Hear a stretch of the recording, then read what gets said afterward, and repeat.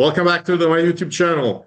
My guest today is Mr. Clint Nahi, and he's a music writer. And today, together with Clint, we'll talk about something fun and something quite unexpected for my channel. We'll talk about hip hop music from France. Thanks for your time, Clint. Thanks for joining me today for this conversation about such a peculiar topic. Sure, thank you. Also, because hip hop music in France is pretty unique because it's the second or biggest market for hip hop music Okay. after the United States, Ye- of course, and we're gonna break down why in a little while. Well, before we start talking about this topic, would you like to tell us something about yourself, who you are, whatever you feel is relevant, mostly about your music writer career? yeah, so I'll say what's actually really relevant speaking of French hip hop. So I was born in the States, but originally my parents are from the Ivory Coast. So that's why like the French, somebody that's from I'll say like the Anglo-Saxon region, how my tied or how I got into French hip hop is just because my parents are from. So when I was a bit younger, my dad, you know, sent me back over to Ivory Coast to stay with him because, after a while he left the United States. So I was there with him for I'll say about like 11 years and a half. And that's why really I was not only introduced to the French language, but even from a cultural perspective, not only the Ivorian, but also, French, because a lot of these former colonies, they're really in tune with I'll say like the former colonizer culture. So you even if you don't grow up in France, you are growing up in French culture because like French world it's really tied together. It's not so much like I'll say in the like in the English in English part of the world. Yes, a lot of people are American influence, but to what extent does, let's say, British culture is being embraced and I don't know, in the middle of somewhere in Kenya, for example, which is one of the former colony, after a while, it created its own separation. But when it comes down to France and its other former colonies, we're really, really, really much intertwined. So, yeah, growing up over there, getting introduced to that, yeah, it was initially a bit difficult. It's not really similarities between English and French. So yeah, so I stayed there all the way until like my teen years, around 18, 19, and I, came back to the States. And as far as like music, why did I pick or decide to write with about music? Is when I went to college, I started writing for my university. Also had a radio show prior to actually writing on the radio show, and I always been a big music fan. I had people in my family that were musicians, but more at the local level. At one point, I wanted to rap. I was that was one thing. So I always loved French hip hop, and that's me growing up in Ivory Coast at the time. So since none of these things really materialized, I didn't become a musician or anything. Well, I was just sitting here thinking, as much as I love music, how can I convert that into something? And it's one of these things. I got into campus, started getting involved, with our radio there. So started off with the radio, but I wanted to do something unique. And was how can I expose the English world to, not only just French hip hop, right? I'm talking about African, um, Western African like folk music. How do we introduce there and try to show correlations? Like, well, this is where this is coming from, and I'm a big fan of correlating things, because that one of my majors in school was economics. So yeah, economics, one of the fundamentals, outside of like markets and stuff, especially if you do stats, it's just a lot of correlation in how you do things.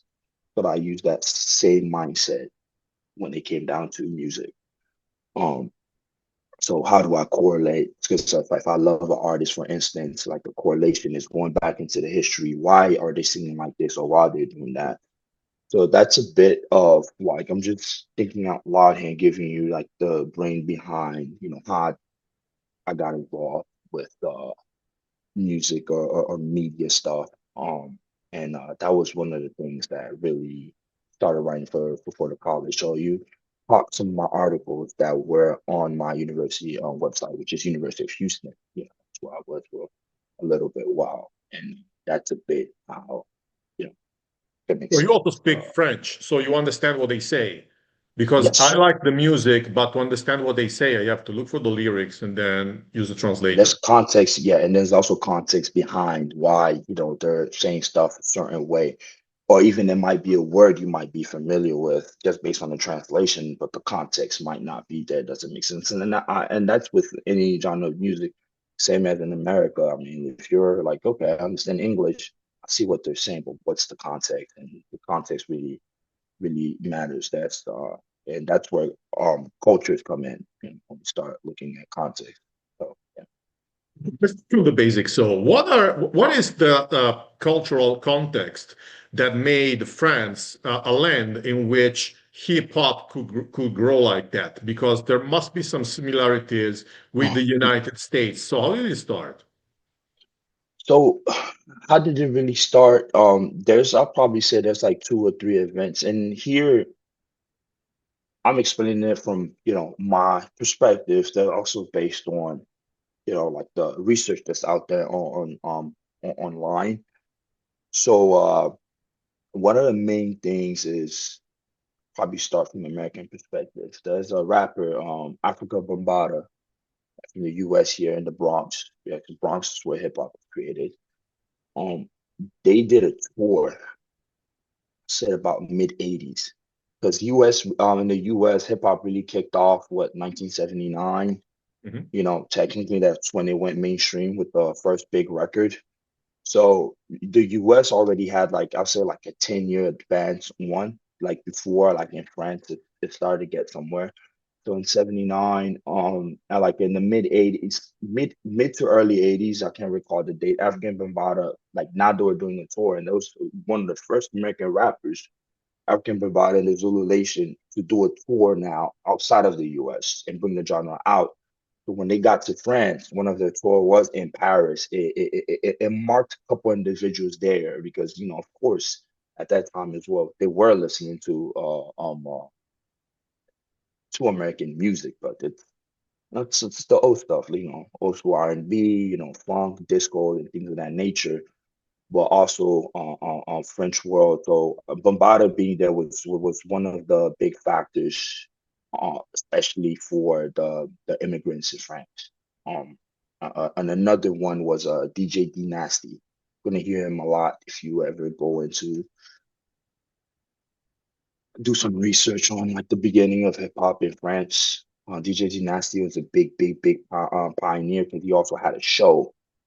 And I think him or Sydney, and there's another one too, also called, Sydney. That's actually his name. He's from the islands.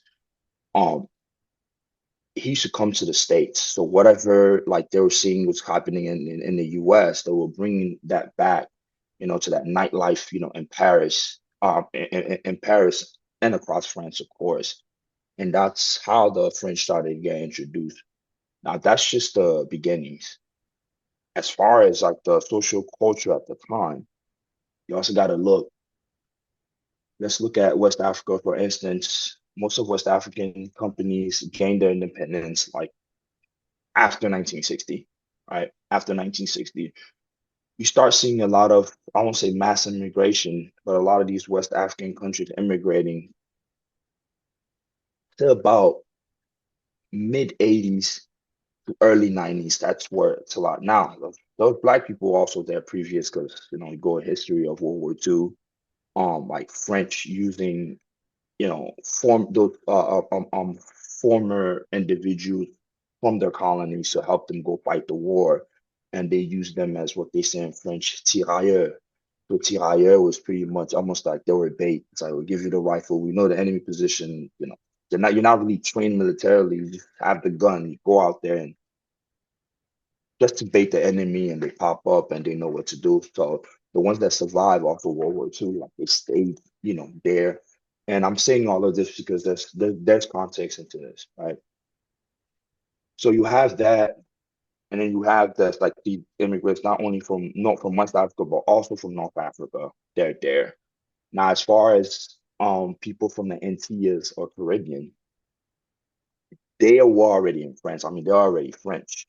So it's kind of like what Puerto Rico is to the US, right? So in France, when you look at areas like Martinique, Guadeloupe, which if you see a lot of French folks or like Caribbean Creole folks with like French last names, that's usually they tend to come from. And in French it's called territoire d'outre-mer, meaning it's like departments from overseas, but they're all part of France. So they're already in France.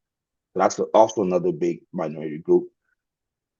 Then you have the African immigrants that come, especially towards the mid 80s, and they all intermingle with each other, and they all grow up in let's say in places called banlieue. Banlieue means the suburbs, but suburbs here it means it's something a bit positive, but in France it's different. Right? Banlieue is the ghetto, and in those areas, one of the main things is like let me see, like the equivalent of that, like that commingling in France, the equivalent of that in the United States is how Puerto Ricans, African Americans, and let's say like Jamaicans and French Caribbeans like grow up together in New York. That's the same equivalent like in Paris. So you'll have these guys that's from French Caribbeans that are there. You have the North Africans that are there. I'll say North Africans represent, let's say, the Puerto Ricans, for instance, and then you have like the African Americans, which let's say it will be West Africans, meaning Mali, Senegal. Those were like the main ones in these areas. So they all grow up together. So going back to the beginning of of French hip hop was, so you have DJ D Nasty goes out there, start bringing the brand, and through his show, so in the suburbs they start rapping, they start mimicking like American, of course. And I don't know if you know this, but France is the first country ever to have a hip hop show like worldwide before even the US. Because in the US it wasn't even mainstream. France made it mainstream, and that's why they embraced it so hard. And I don't want to go over on a tangent, but I'll get into why. How did they embrace it? Why did it take off, that much? But that's one of, like, in terms of like how it started, it's those two individuals that I mentioned, and try to give a little bit of background as far as like the socioeconomic and stuff. Hopefully it makes sense. Yeah, it totally makes sense. Yes, this is what makes France similar to the United States in terms of immigration Mhm. from Africa and also from different areas. But if I think of how hip hop started in the United States, we have the Bronx. Mhm. Then it also sparked, it also, there's a big movement also in LA. Then we have Atlanta, and then we have some other places here and there, also Miami. But what are the main cities or areas in France that sparked the biggest hip hop scenes? So the main cities, there's two. There's two you gotta give it to, right? It's going to be Paris, Paris and Marseille, city of Marseille. It's going to be the big two. Nowadays, like all the other places where they've been able to come up. You got rappers from Lyon, Lille, and things of that nature. But Paris and Marseille are big contributors to that. Now, who's at the forefront of these two areas? You have At Marseille, you have IAM, which is one of my favorite group. IAM really started, yes, yes, This is their sir. last So one. IAM really started that. And then in Paris, it was Supreme NTM. It used to be NTM. NTM is also I mean, NTM, these are guys, I mean, these are like the pioneers as far as groups of. So I'll give those two You mean groups, these guys? yes, Supreme Okay. NTM, yes, sir. And so I'll give you these two groups first, and then it's MC Solar, right? Like, so these three, those three Okay, guys. I'm running out of my French CDs, but I No, have no, this. no, no, It's you're like, go good. on. No, and I think this will be good enough. But I'll say those three, and there's a reason why I say those three. So as far as I am, let's start with I am the leader, or the lead, vocal of I am, which is Akhenaton, right? He's Italian actually, from Italy, so his parents are Italian. One of the things is Most of his family, his extended family, lives in New York. So he used to come to New York during the summers, early 80s. That's how he getting introduced, seeing what's happening in the hip hop scene in New York. And they used to call him Frenchie. Like one of his first solo albums, he even talks about that, L'Americano, like it's a pretty good album. So a little bit of what he's learning, he's getting introduced to like in New York during the summers. Like he's taking that back to Marseille. Ayam and NTM, they come out at the same time. Like they're both going through the motion at the same time. But Ayam was a little bit ahead. They started recording like mixtapes and things of that nature. And I think I don't know if you know the actor Vincent Cassel. Like Vincent Yep. Cassel, he's married to the Italian Monica Bellucci. Like Vincent Cassel, his brother was part of a group. I think they also had a label called Assassin. They used to do some hardcore stuff. There was a relationship between like his brother, like his group with Ayam. I guess they got a hold of one of the mixtape or why not, and one of the leads of NTN like heard this and he was so like amazed.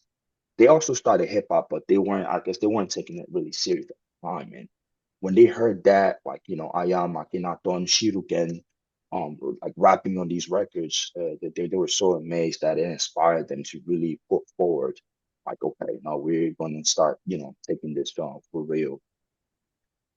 And the way in France, the way it goes, since it's not as big country as the United States, it's not going to be per state. This group comes from here. Like in America, you'll have like Southern rap. You have the West Coast. You have the East Coast rap, and then after a while, you have like Midwest rap. And then even within these regions, people represent their state. So you see that like New Yorkers usually they represent the borough. I'm from here. A rapper from Philadelphia. He's from Philly. You'll stay the equivalent of that in France.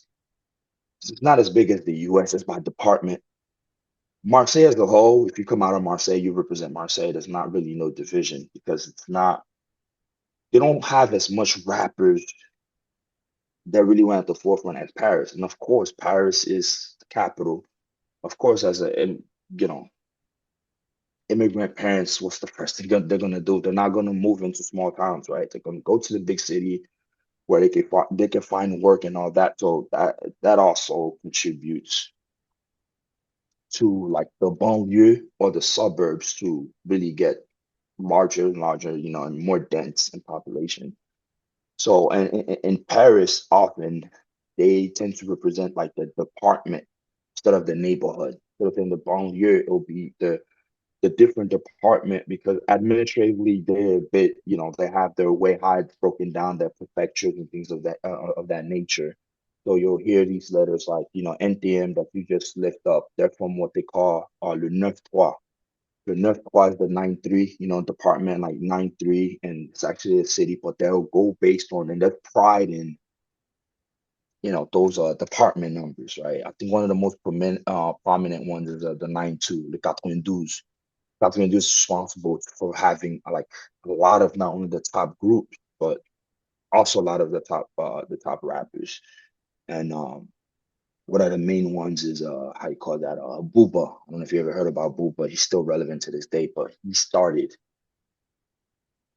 like I mean, he beat the test of time, right? Like so, over that's a big one, and he's from the 9-2. You'll hear about the 7-5 and things of that nature. So they go by their department, those prefectures. They know how to embrace it, and they did mimic, America in that sense, even though they're not made the same. Then from a regional perspective, they took pride in where they're from. So going back to Ayam.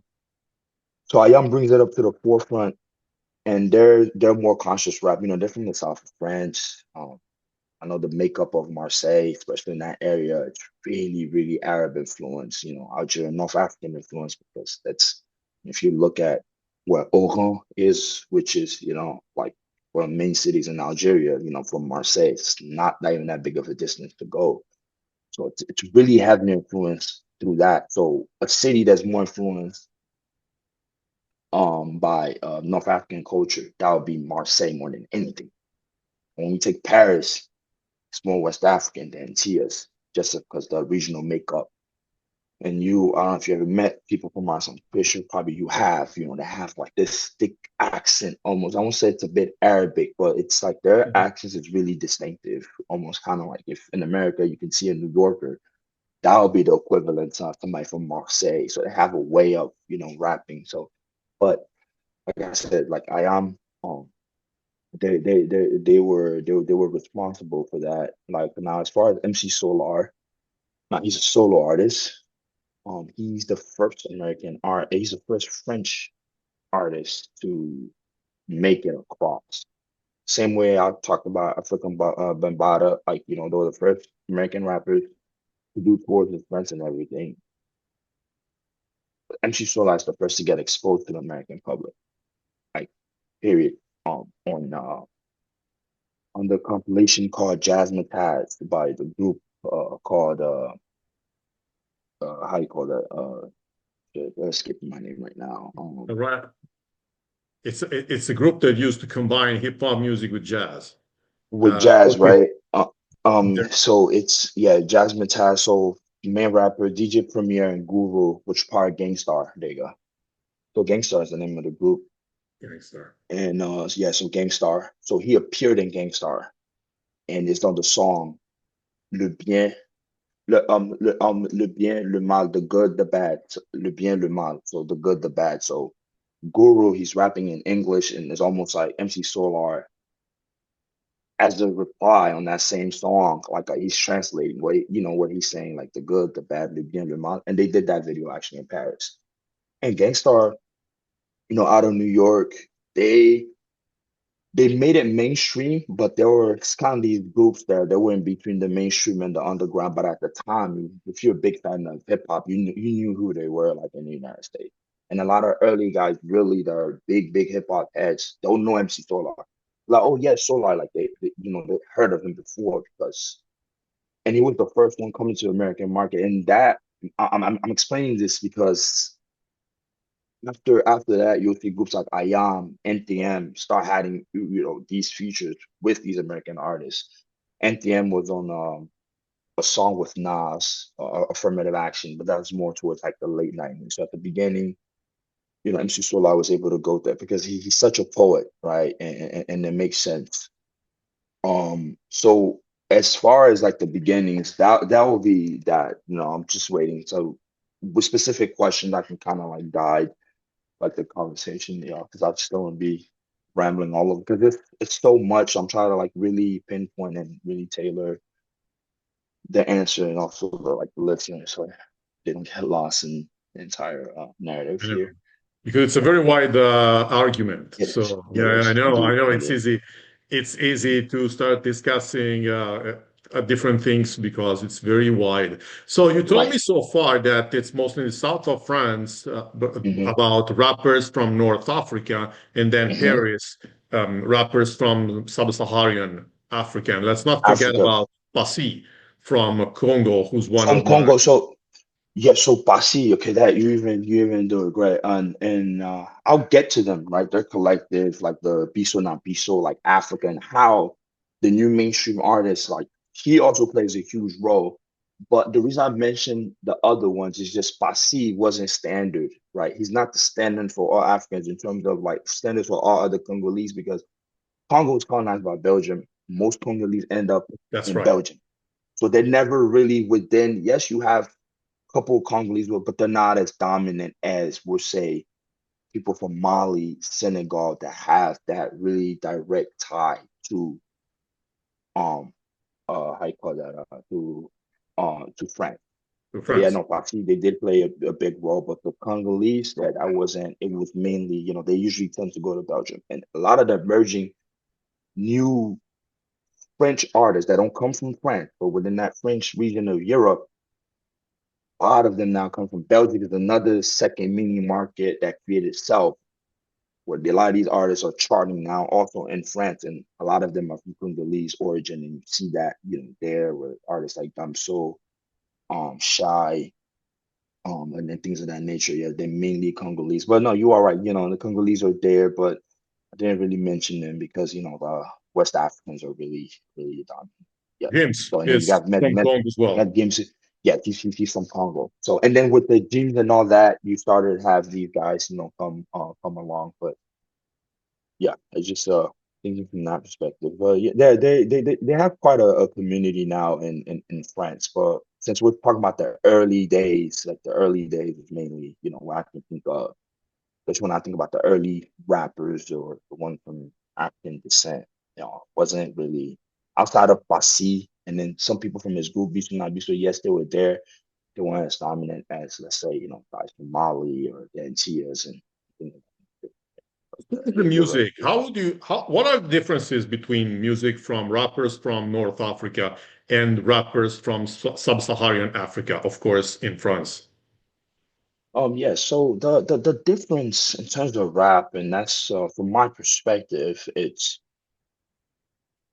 the Arab for from North Africa, it's a bit grounded in terms of they don't shy away or they don't get too explicit with their lyrics with the regional factor, right?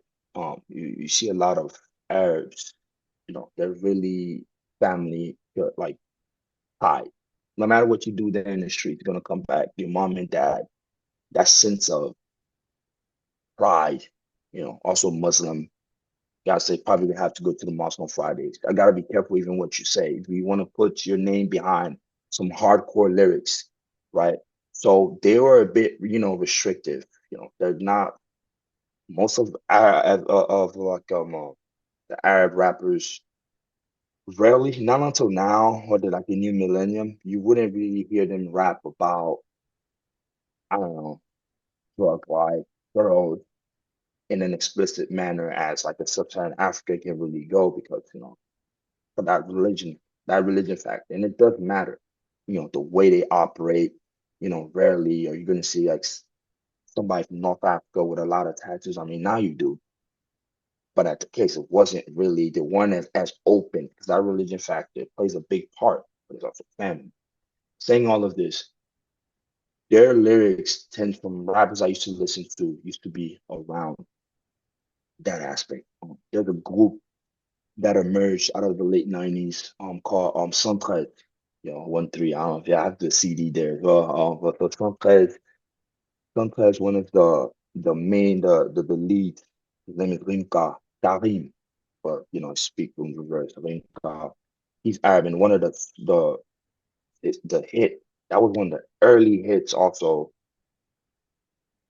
that emerged out of coming into the new millennium called Tonton du Bled. Tonton du Bled meaning like uncle from back home. So and that's what put in the forefront. And he's one of the main pioneers. When you think about North African rappers that was successful in France, like I mean, he's one of them. That group Sunrise, he's just one of them. Leading them. After a while, you had guys like Clean, and then some other North Africans used to be within groups, sparse solo artists that weren't so much that, wouldn't know about, we can think on top of our head. I might be missing some, but most of them were in groups, and a lot of them were in groups from Marseille. Right? If you take like the groups like how you call that Funky Family. Funky Family is another big group that came after Ayam in the 90s. There's a lot of them there. They're from Algeria and things of that nature. And even with that, the lyrics are a bit, it's mild. Now, when we go to Japan, Africans, and also, let's say, uh, Black folks from the Antilles, like French Antilles, the subject matter is similar, right? Similar man, similar. They're more also up there in the banlieue. They're coexisting more also up there compared because Marseille, like I said, you go down there, demographic, mainly North Africans. It makes sense. They're closer.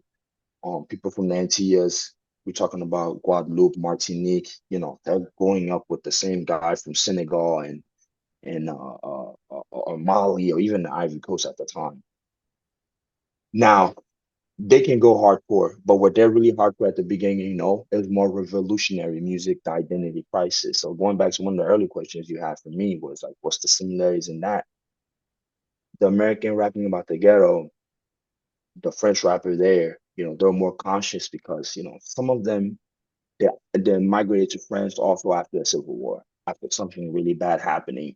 So there's a strong tie to identity to the country and the French government. So it's not more, their rap wasn't just more so about local, but always translated into from a regional also. My parents are from there.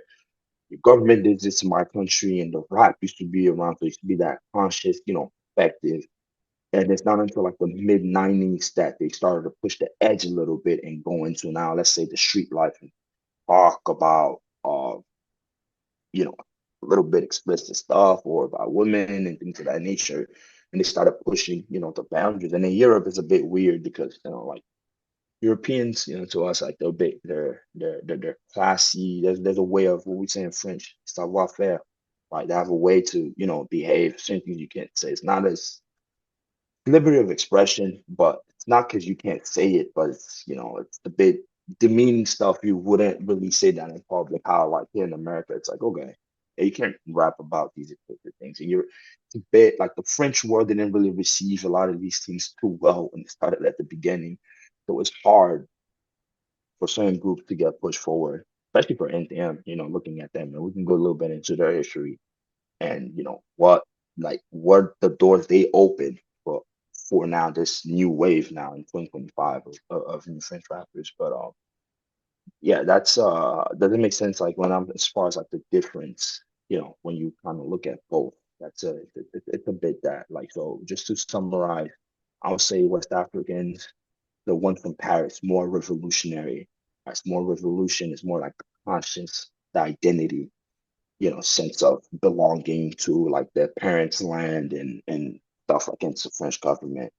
Also, like the North Africans did rap about that, but when hip hop started to branch out towards the late 90s, Parisians are the one that tend to like rap a lot about the street stuff, gangster stuff, and they push the edge a bit compared to people from Marseille, because even towards the late 90s, Ayam was still leading the Marseille market, like the group. I mean, the group was regarded as the high, and they never really rapped in that lane. It was always conscious, rap all the time.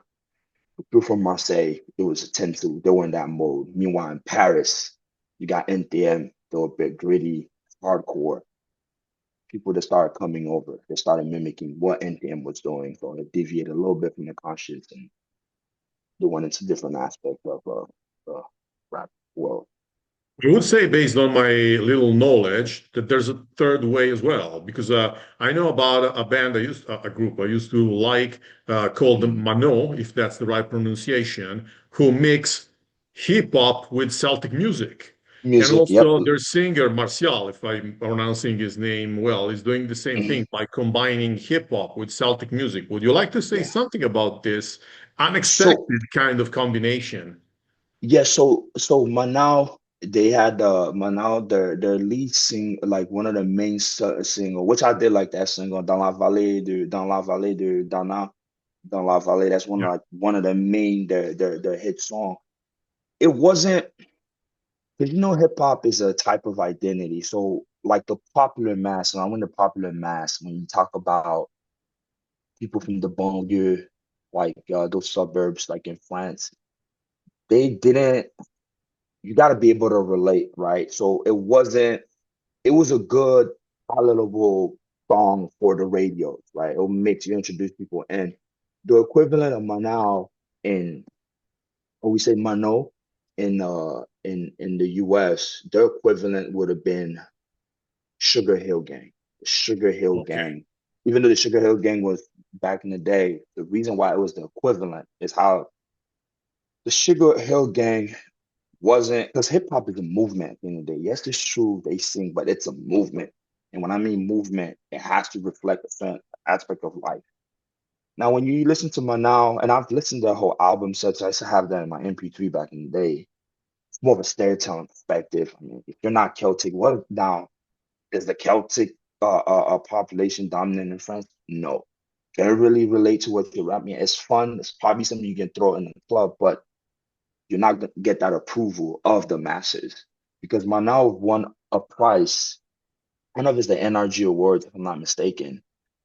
and it wasn't well received because I think was it NTM. Even now they didn't want to take the. I don't think we deserve it. But then again, they're palatable to like greater French culture at the mass. Like it's also a representation factor here that that needs to be said.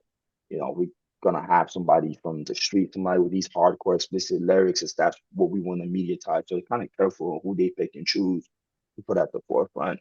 As far as that Celtic stuff, like it was good for a while, but it's not something if you go to banlieue they're they're listening to them. But like, oh, that's my favorite group. It's not so much of that because and going back to Sugar Gang Hill, it was that Sugar Gang Hill, the Hill Sugar Gang, Gang Sugar Hill Hill, Gang. yeah, Sugar Hill Gang. They were manufactured per se, right? The way they came about, they knew how to rhyme, but when hip hop started as a movement, when it was in the street, it wasn't at the forefront. That's not how they were rapping what Sugar Hill Gang was doing, or even the subject matter. But again, hip hop is new. You try to bring these things onto the radio, you have to be careful of the subject matters of what you put out there. We just don't want to be hearing hardcore, what you like the gangster stuff. That's not, it's not something nobody wants to push.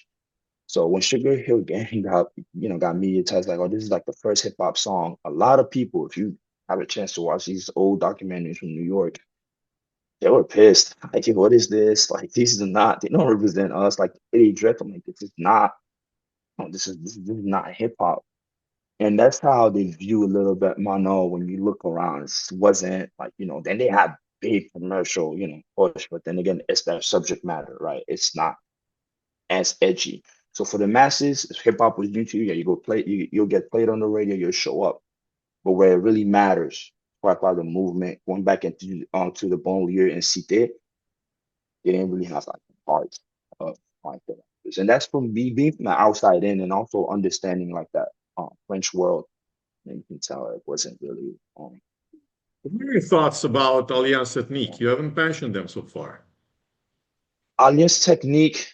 I I have a couple of their songs, but they're like I haven't really it's not a group that I look more into because after a while, because the thing about French hip hop too is too many groups came up together. Sometimes it's hard to keep up, and a lot of them used to be also in the collective. So multiple groups will get in the big collective, and you'll have a song of 13, 15 minutes, and it's like at least five, six groups, and then within those groups, they're like four people, five people here. So I think Technique is a group I never really like delve into, and then as far as like the history, never really touched them as much as the other groups, I mentioned, but I know of them, I've listened to them. Alliance Technique is also from Paris, but I forgot what department they're from. One of Well, let these me ask you groups, yeah. something that we can ask about any hip hop scene in the world. Is it only about hmm guys or do we have girls as well? So as far as the females, it's not like in the US, right? Like in the US, it's a plethora of, girls at the time that create their own lane.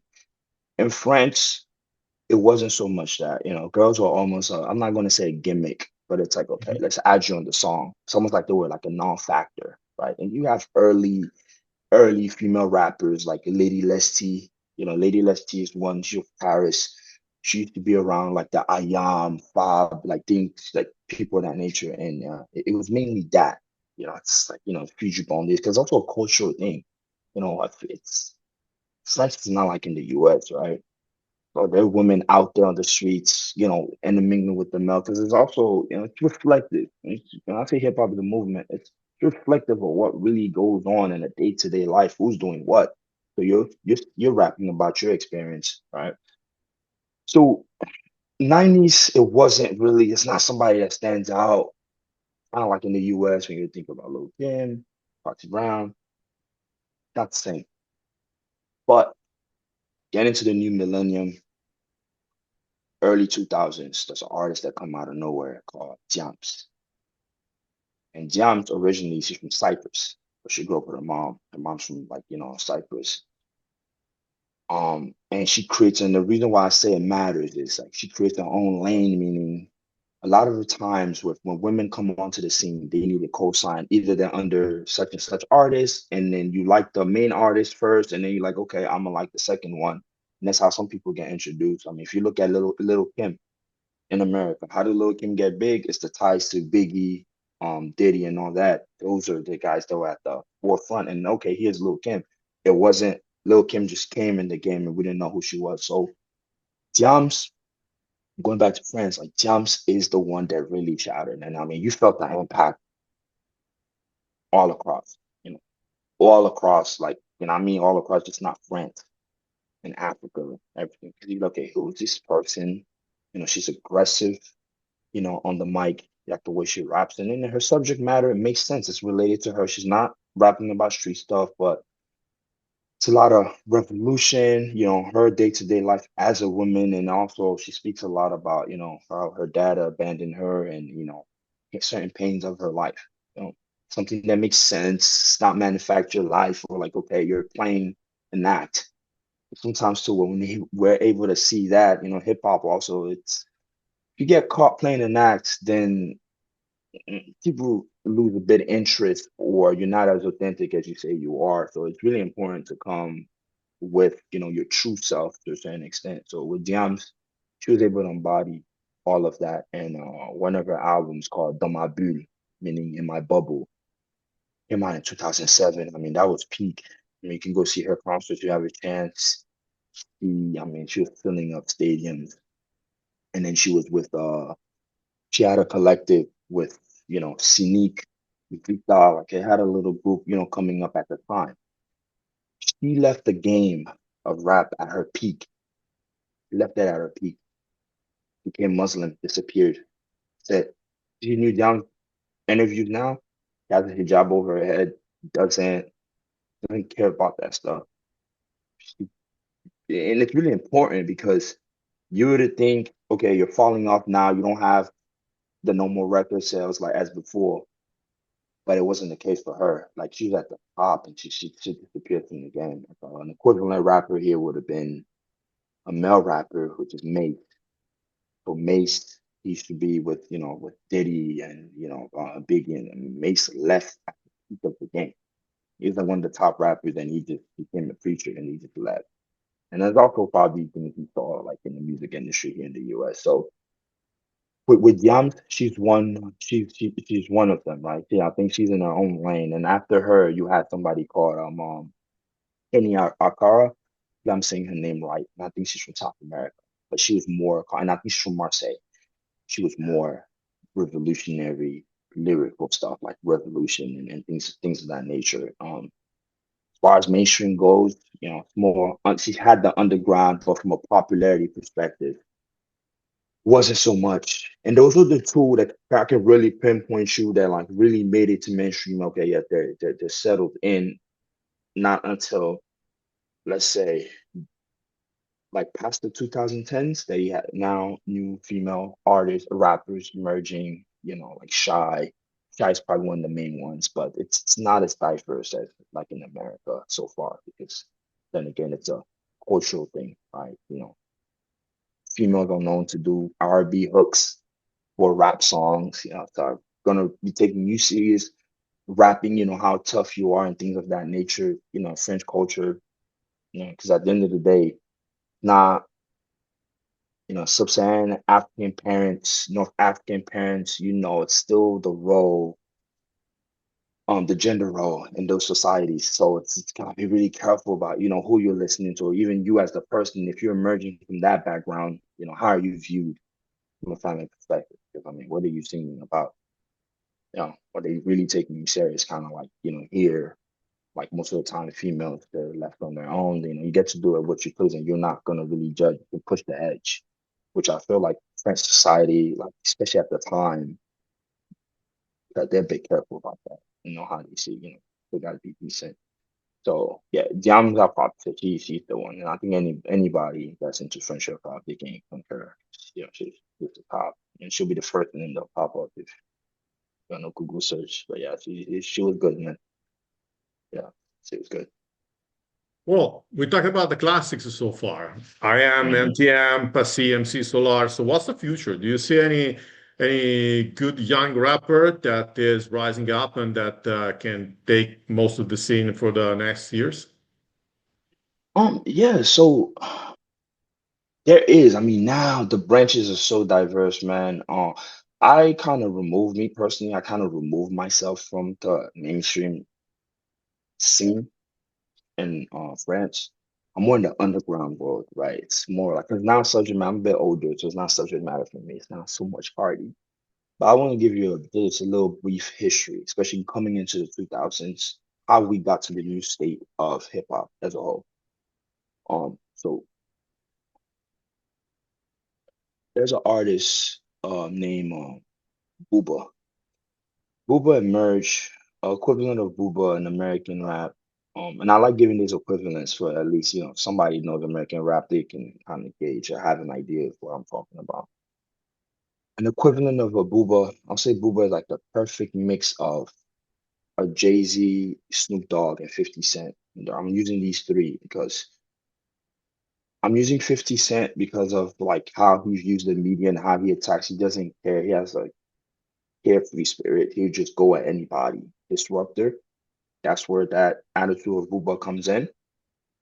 As far as longevity, I'll say Jay-Z, as far as the way Jay-Z is, because Jay-Z, let's not forget, Jay-Z emerges from the 1.5 era of hip hop. And I'm in the 1.5, you had Generation One that went from like 1979 all the way to like the mid 80s. And then the mid 80s, you had that 1.5 where like you have your LL Cool J, because Jay-Z's been out for a while, he's rapping in the late 80s, right? But he didn't see really success until the late 90s, right? 97 when he comes out, and 96, sorry, when he comes out, Original Doubt. Now he goes to the top and he stood the test of time.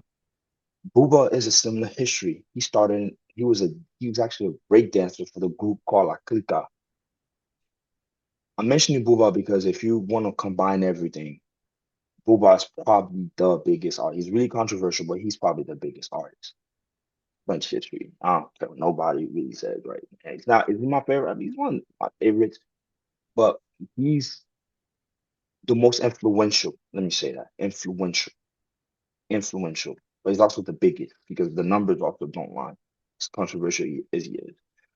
So Booba used to break down for a group called La Clica. And after he left, he got into rap. So you hear a lot of Booba in early songs because he comes from the 9-2 department, what they call 9-2. And in that department, you have groups like Sachebois de la Rue. Sachebois de la Rue, they were really close to like MC Solaar and guys of that nature. So Booba comes from that school of thought. He had a group called Lunatic, which they got big towards the late 90s, early 2000. It was a duo. Um and Booba comes from that duo. So early time, like you're talking about Basi and all these guys, they were all together, right? And then Booba, after a while, I guess they couldn't find a record label, get a record deal. He goes his own way. And his first album ever is called Tomo. And he shattered the game as like the way 50 Cent did when 50 Cent came out in 2003. The only problem is like Booba was, known to be in these groups, but as a solo artist, that's when his reign really started. And he went on with that until he had a song called Bulbi. And I'm mentioning all of this is relevant. Bulbi is probably one of the first hip hop records. When I mean hip hop, we're now in the mid 2000 bass. We can play this now, a song for the club. Not saying other hip hop songs are not meant for the club, but outside of I Am, Je Danse sur Lumière, but I don't know if you ever heard that song, Je Danse sur Lumière. It's a song from I Am, which is a little bit funky. Outside of that, it's typical until really Bulbi would be like, okay, this is a club anthem. And it's important because from there, Booba stuck in that line. Because remember, at the beginning, he was hardcore hip hop slash conscious, but now we're going into the new wave. It's the digital phase. We're rapping more about the party of life, right? We're not really caught up and we don't always want to be serious with the consciousness. So Bull B was one that really hit the clubs. And then from there, he kept ascending. And then in '09. Booba is responsible for bringing autotune to France. And I mean autotune, he incorporated that autotune. Because now all the new rappers you see, they try to sing with the autotune. He's responsible for that. He's because he took that risk. We know Booba is this guy, from a conscious rapper, also tough, big. His dad's from Senegal and then his mom's from France. So he's mixed, but represent a lot more, Senegal. And he really took a risk because if I'm you just almost like Nas, if you listen to how Nas rapping and all of a sudden Nas starts to do something auto tune right outside of his lane, people will be a bit shocked and be like, what am I listening to? And you have to get used to it because people will bite or they won't fall for it.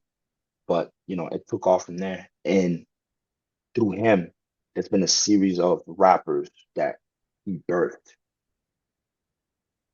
that now took over the scene. But it's a bit like he has a family tree now. I was like talking about like family trees and and hip hop, meaning okay, if you look at a 50 Cent, what family tree should 50 Cent descend from? And you can go back to the 80s and be like, yep, he's from those guys. Like he's from Queens. Maybe Cool G rap, he's probably from that lane because they rap up out the streets. If I look at Nas, right, what's Nas family tree? Well, Nas family tree, you can go all the way up, right? It'll probably be comes from that a Tribe Called Quest, school of thought and things of that nature. And you can go all the way down the line, meaning like who are their influence, and you keep going back, back, back, and up. So Booba, I had to give that history on him because so we get into the 2010s. Before we get to 2010s, hip hop started to also die a little bit because it's a lot of innovative, and there was the rise of the tectonic in France, electronic music, were really taking the youth, and that was a bit more popular at the time. Then we go past the 2010s, I think 2012, 13. Booba signs this artist from the Ivory Coast. My parents are from, and probably one of the first Ivorians to really go popular. His name is Caris.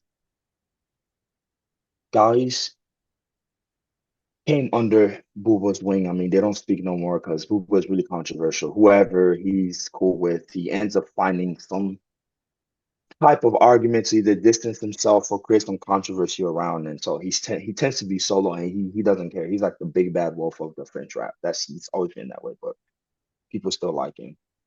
So he brings Caris, and I'm mentioning Caris now because Caris that he brings under his wing is responsible for the current state of French rap. Caris is influenced by the Chicago drill scene. So, I don't know if you ever heard in America rappers like Chief Keef, and it's like these guys in Chicago, the violence is like drill, call it drill rap, like drill time. That drill format now goes into France, early 2010s. There's a song that really marks because that's completely now we're hardcore. Forget the conscious stuff. Like we're full mode. I'm rapping about drugs and these subject matters that they're really intense. And there's a song called Zoe, like the zoo. I mean, the video just shattered friend. When it came out, people would just, I mean, the entire French world were like, whoa, what is this? Because now he has his entire neighborhood. He comes from the 9-3. 9-3 is probably one, what they call it, 93. It's one of the tough, it's a tough neighborhood in France. That's why they call it the zoo. Actually, it's a nickname for that. They call it the zoo. So in that video, you'll see a bunch like, he's sitting outside the window, like the car is driving, but he's sitting outside the window with a AK-47. Like his entire hood is being represented, and it's like it was just so hard and raw that a lot of the mass gravitated towards. So you have a lot of new rappers now try to mimic the way Caris will rap, like the drill, and it came down. It was really like see you, I'll stomp you, like music that really gets you, angry, it's that section alternative. But like I said, it all starts from Booba. Caris comes around out of his neighborhood now. You have another guy, albino. His name is Kalash Criminel. He's from Congo. He's albino. He's probably one of the most famous albino, but he always wears a mask. You never see his face. That's somebody who's really that's that hardcore hip hop, and that all of that comes from that lane. That's one level of it. And that creates also the current French scene with the drill, how they rap in London about like the streets. In France, that's one lane. You have another lane, which is the party type. Oh, I want to dance. I want to rap about revolutionary stuff. I don't want to rap about like drug or hardcore stuff. Like I just let's have fun. How did you get to that level? Because that's where gyms that you're lifting up, that's where they come into play. Like gyms and all these guys, they're melodic when they sing. You know, Okay. it's something they'll play more at parties and all that. And James, he comes from a big collective called Section d'Assaut. Like, and then they broke apart. You know, a couple of members became popular, but I think that's probably one of the last relevant groups in France. Like in terms of like a big collective, like Section d'Assaut was probably one of the last ones that were really mainstream as I Am and NTM, and then it broke apart, and James was able to create, you know, his own lane. And out of the whole group, yeah, there was like Black M as well, but James is like the one that stayed consistent. He stayed at the top. Um, but so the other party lane in terms of like from a French rap, I have to attribute that to, we'll say, go a little bit back. And I'm sorry if I don't want to be, you know, long-winded. I don't know how much time we have here, but we just need to go back to 1999, going back to Passy. You mentioned Passy. I'm happy you mentioned Passy because all of these things matter. You gotta connect the dots and understand like, oh, this is where this comes from. So Passy and a couple of other rappers influenced at the time. They're from Congo. You have Benji, and Benji is part of a group called Neg Mao. It's also there's a big group. It's like Jockey Brown and Benji. Jockey Brown was from the Antilles. Benji is from he's from Congo, but they're from Congo Brazzaville, not Kinshasa. Him, you have Mystique. So a lot of Congolese people that were part of certain groups that were up and coming, but Basi was probably like the biggest one. Mhm. They all decide together, like, hey, we're African.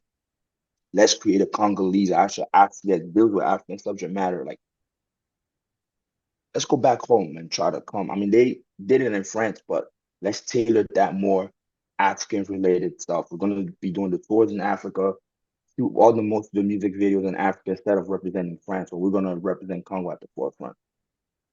First African group in the French world, I think that's the first African group and probably the biggest African group all time, most influential because Biso na Biso, they were heard everywhere. And they used to like their subject matter is they addressed any issues or any cultural, you know, impact of African French countries. It wasn't just like we just rapping about Congo. I'll rap about Senegal. I'll rap about, you know, the Ivory Coast. I'll rap about here. Even though it's tailored more to Congo, but it was more, and their lyrics was more representative, and that's why they got embraced across Africa, especially French Africa, because you know, like the English part of Africa is a bit different on how they, you know, they do things. It's not as intertwined as ours. So they're able to do that. And I don't know, it really inspired, you know, people at those levels where a lot of these songs were palatable now to the French public.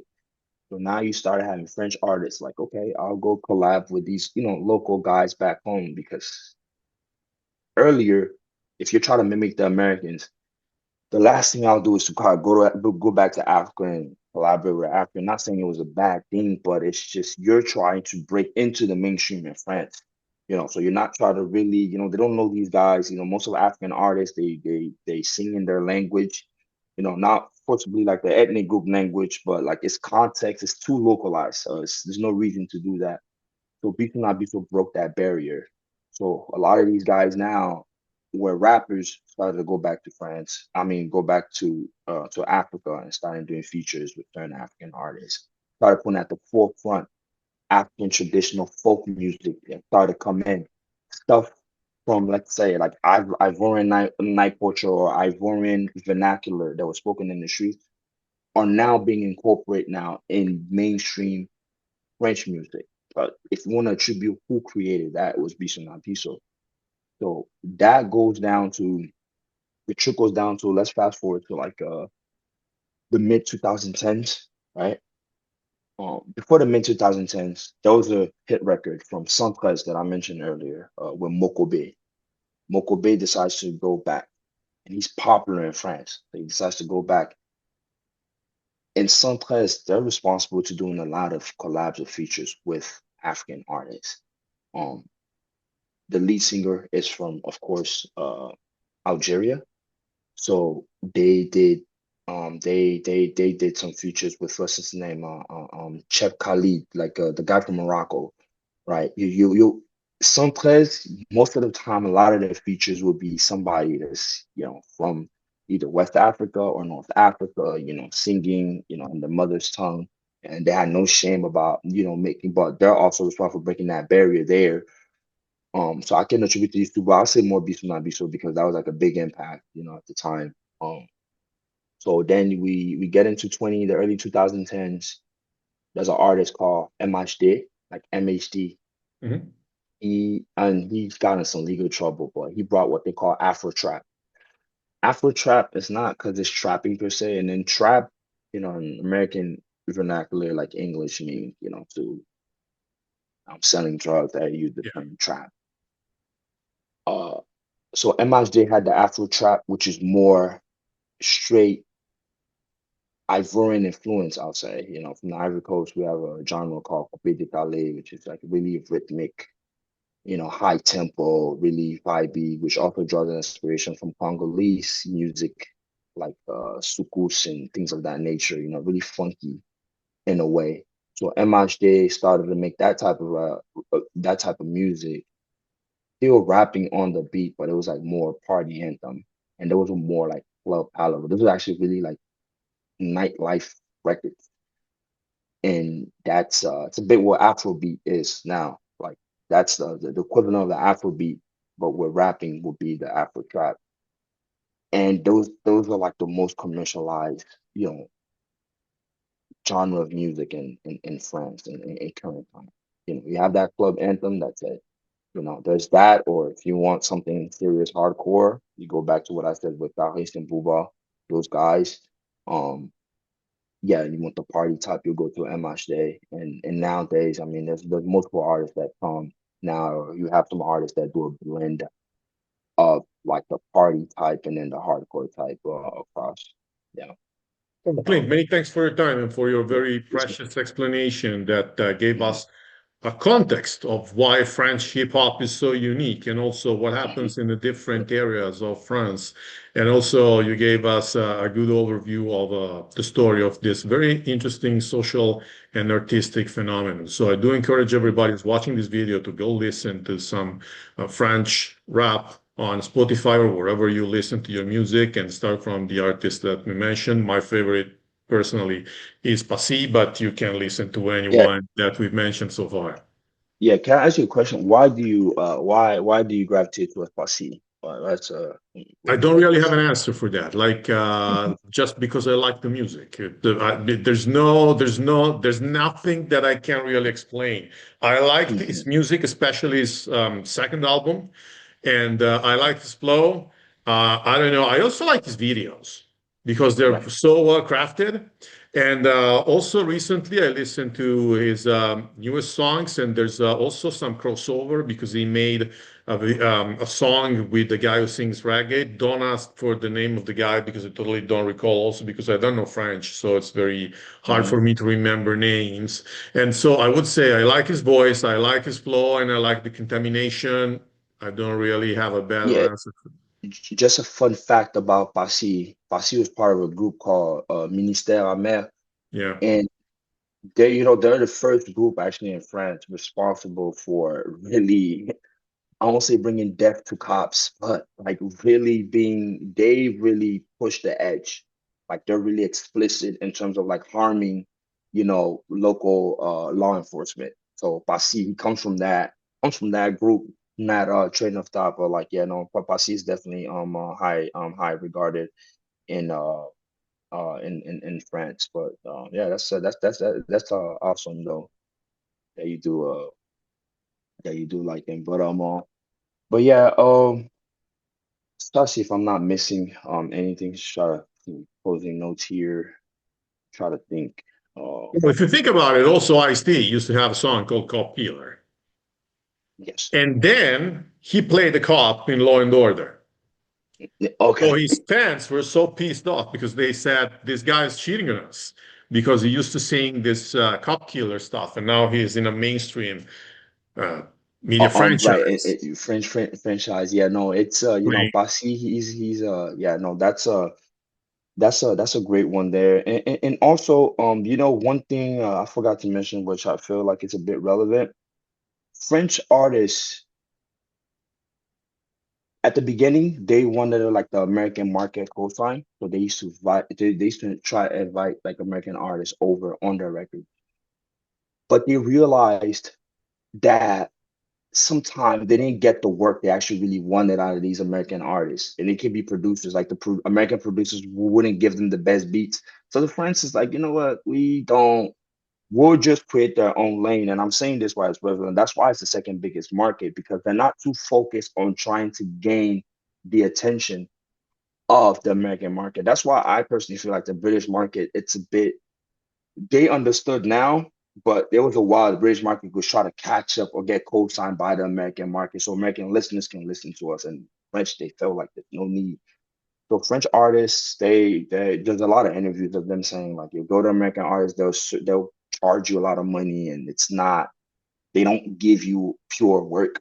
So I'd rather go rap with the local guy here from my neighborhood and then stick to that. And it reinforces your identity as a movement, as a culture. And rarely now you'll see, and most of the time in France, it's not well received. If you're doing like a song with a big American artist, that's not going to be the one that everybody likes in the French world, because it's not really, sometimes it's really not there. And we have a lot of those instances. Like they don't, French people don't really care. I have friends here from the state that went to France. It's like, man, you don't really play American songs. I'm like, why would they? So, Yes, different. It's they a love. different world because France think that they're big enough. They don't need to follow the Americans.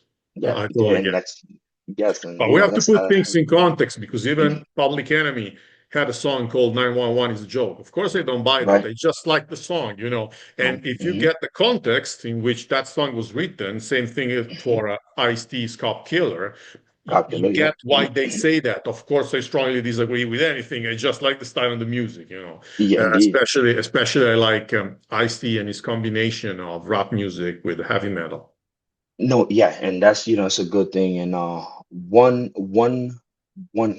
last point, and I think it's the point that not escaping me, was why did French rap become actually even popular in the first place in France? I don't even think I mentioned that at all. When rap came around, it wasn't even well received. I don't think the French media, they didn't want nothing to do with that. They're like, nobody wants to listen to this. It's not ethical enough to even put it at the forefront. But in the early 90s, there were there was a big fear of the Americanization of the youth, with Yeah. the language and all that. And that French people, when it comes down to the language of French, they try to preserve that, what we call le patrimoine, like they try to preserve this as much as they can. And it's always going to be put at the forefront in terms of like the vocabulary and everything. It's a country really rooted in literature and philosophy. Like it's not so much of a scientific theme. Like if you grow up, they emphasize a lot. You should be reading literature, poetry, and that's what makes French rap so unique. So the fear of the English language taking over, like the minister of culture in France, his name is Toubon, if I'm not mistaken. He forced now as a mandate across France that radios should be playing French music at least 40%. Mhm, mhm. So, and that 40% was the key. So at the time, what are the songs that are popular at the time in France in the underground? Was the hip hop records. It wasn't French pop records or any of that. So that's how hip hop find its way into mainstream in France. That's the main reason why it even got into mainstream. And That's very yeah, interesting, and thanks for pointing that out because this is a key yes. point in our conversation. That's a key point. Yeah, I was talking in because because now, I mean, we're like in 2025. I mean, it's been like what 30, 40 plus years now, hip hop. Now it's been in France.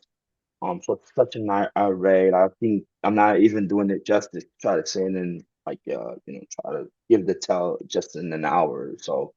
Because there's so much moving pieces Of that course. happen because it's so rich in history now. But try my best at least to try to highlight, certain points. And if you have listeners there, they can actually go and do their own research and they can put two and two together. But, certain like the groups we mentioned earlier, I think if you start looking into them, you'll start seeing their derivative down and all the way into the 2000s to give you like a better context. If you start looking at Ayam and Ntm, right, and also MC Solaar, you from that family tree, you can see all the other artists, even now. Yeah, it Absolutely. really makes sense. Yes, sir. So thanks everybody else for watching this video. Thank Clint again for your time. And I Yes. will see you all in my next episode. All right. Bye-bye. Thanks, sir. Bye.